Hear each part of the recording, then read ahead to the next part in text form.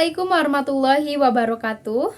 Perkenalkan, nama saya Rizpianti, mahasiswi Universitas Surya Kencana Cianjur, program studi Teknik Informatika, yang saat ini sedang melaksanakan MBKM, Merdeka Belajar Kampus Merdeka, yaitu pertukaran mahasiswa dengan Fakultas Hukum Universitas Surya Kencana Cianjur. Di video kali ini saya akan mereview jurnal yang bersangkutan dengan mata kuliah Hukum Pidana Lanjut yang diampu oleh Ibu Profesor Dr. Hajah Heni Nuraini SHMH beserta asistennya Bapak Dr. M. Rendi Aridayandi SHMH. Adapun jurnal yang akan saya review kali ini yaitu tentang urgensi pembentukan regulasi gerasi, amnesti, abolisi, dan rehabilitasi oleh Sujatmiko Willy Wibowo, Badan Penelitian dan Pengembangan Hukum dan Hak Asasi Manusia, Kementerian Hukum dan Hak Asasi Manusia Republik Indonesia. Yang akan saya bahas pertama yaitu tentang amnesti. Apabila merujuk pada Kamus Hukum yang ditulis oleh Marwan dan Zimi, di mana definisinya yaitu amnesti adalah pernyataan umum yang diterbitkan melalui atau dengan undang-undang tentang pencabutan semua akibat dari pemidanaan suatu perbuatan pidana tertentu atau suatu kelompok perbuatan pidana dalam kaitannya dengan hukum pidana, dimiliki tentang kewenangan memberikan amnesti yang presiden ini sesungguhnya berbicara hapusnya kewajiban seseorang menjalani pidana, khususnya berkaitan dengan alasan pemaaf dan hukum pidana. Dengan pemberian amnesti sesungguhnya, presiden menyatakan bahwa sifat melawan hukum dari perbuatan seseorang ditiadakan karena presiden mempergunakan haknya memaafkan perbuatan melawan hukum yang dilakukan oleh seseorang dan sekelompok orang. Berbeda dengan amnesti, berkaitan dengan hak abolisi, jika dipotret dari teori hukum pidana, maka hak ini mempunyai kesamaan ide dengan hapusnya hak menuntut yang dikenal di dalam KUHP. Berkaitan dengan hapusnya hak menuntut di dalam KUHP, secara umum penuntutan dihentikan atau dicabut apabila yang pertama yaitu telah ada putusan hakim yang tetap mengenai tindakan yang sama yang terdapat dalam pasal 76. Yang kedua, terdakwa meninggal dunia yang terdapat dalam pasal 77. Kemudian yang ketiga, perkara telah kadaluarsa terdapat dalam pasal 78. Kemudian yang keempat, terjadinya penyelesaian di luar pengadilan. Itu terdapat dalam pasal 82. Pasal 4 Undang-Undang 11 tahun 1954 menyatakan bahwa perlu adanya peraturan perundang-undangan yang mengatur tentang mekanisme pemberian amnesti. Adapun masukan yang diberikan yaitu berdasarkan telaah atau kajian dari menteri yang membidangi politik, hukum, dan HAM, usul amnesti disampaikan kepada presiden. Pemberian amnesti semua akibat hukum pidana terhadap orang-orang diberikan amnesti dihapuskan. Sedangkan untuk pemberian abolisi, maka penuntutan terhadap orang-orang yang diberikan abolisi ditiadakan. Amnesti dan abolisi pernah dilaksanakan sebagaimana dalam Undang-Undang Nomor 11 Tahun 1954. Sehubungan pada saat itu terjadinya sengketa politik antara Indonesia, yaitu Yogyakarta, dengan Kerajaan Belanda yang terdapat dalam pasal 2.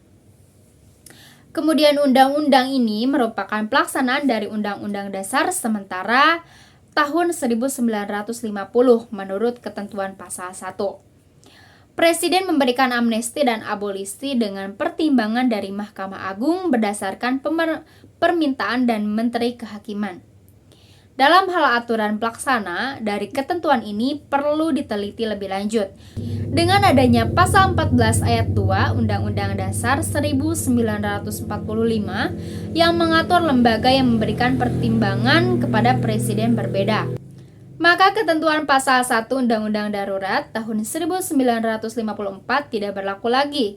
Namun demikian belum diatur bagaimana proses pelaksanaan amnesti dan abolisi sebagai implementasi dari ketentuan pasal 14 ayat 2 Undang-Undang Dasar 1945 tersebut.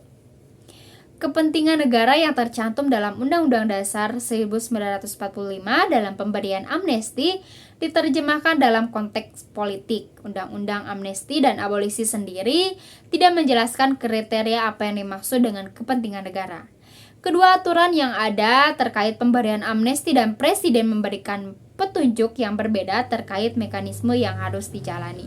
Undang-Undang Amnesti dan Abolisi mengatakan presiden dapat memberikan amnesti setelah mendapat nasihat tertulis dan Mahkamah Agung yang meminta terlebih dahulu oleh kementerian terkait. Itu dalam hal ini Kementerian Hukum dan Hak Asasi Manusia. Menurut Undang-Undang tahun 1945, pasal 14 ayat 2, pemberian amnesti presiden harus dengan pertimbangan DPR, mekanisme yang jelas terkait pemberian amnesti dari presiden.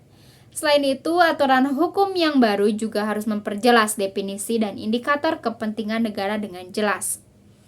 Hal ini akan memudahkan presiden dalam menggunakan hak prerogatifnya. Selain itu, DPR serta masyarakat juga bisa mengawasi jalannya pemberian amnesti oleh presiden karena batasan-batasannya sudah jelas. Belum menemukan peraturan perundang-undangan tentang prosedur baku yang mengatur mengenai tata cara pemberian amnesti.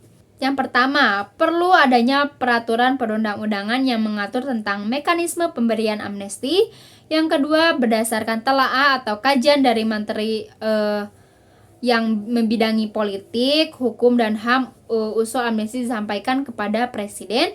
Yang ketiga, presiden meminta pertimbangan kepada DPR dan selanjutnya membuat keputusan. Yang selanjutnya itu ada abolisi. Apabila merujuk pada Kamus Hukum yang tertulis oleh Marwan dan Zimi, di mana definisinya yaitu abolisi adalah suatu hak untuk menghapuskan seluruh akibat dari penjatuhan putusan pengadilan atau penghapusan tuntutan pidana kepada seorang terpidana, serta melakukan penghentian apabila putusan tersebut telah dijalankan, merupakan hak prerogatif presiden yang hanya diberikan setelah meminta nasihat Mahkamah Agung. Presiden atas kepentingan negara dapat memberi amnesti dan abolisi kepada orang-orang yang telah melakukan suatu tindak pidana. Presiden memberi amnesti dan abolisi ini setelah mendapat nasihat tertulis dari Mahkamah Agung yang menyampaikan nasihat itu atas permintaan Menteri Kehakiman, yaitu Menteri Hukum dan HAM. Apabila merujuk pada pasal 2, amnesti dan abolisi diberikan kepada semua orang yang sebelum tanggal 27 Desember 1949 telah melakukan sesuatu tindak pidana yang nyata akibat dari persengketaan politik antara Republik Indonesia yaitu Yogyakarta dan Kerajaan Belanda. Apabila memahami substansi tersebut, dapat abolisi ditarik kesimpulan bahwa amnesti dan berlaku sebelum 27 Desember 1949. Pada saat penelitian belum menemukan peraturan perundang-undangan tentang prosedur baku yang mengatur mengenai tata cara pemberian abolisi, perlu adanya peraturan perundang-undangan yang mengatur tentang mekanisme pemberian abolisi. Yang dapat diajukan permohonan abolisi adalah hanya terhadap seluruh proses pemeriksaan yang sedang berjalan sebelum pengadilan menjatuhkan keputusan terhadap perkara tersebut. Alasan abolisi harus berdasarkan pada pertimbangan bahwa dengan melakukan proses hukum kepada tersangka atau terdakwa akan merugikan kepentingan umum atau kepentingan negara. Kemudian Undang-Undang Nomor 11 Tahun 1945 tentang Amnesti dan Abolisi bersifat in malik.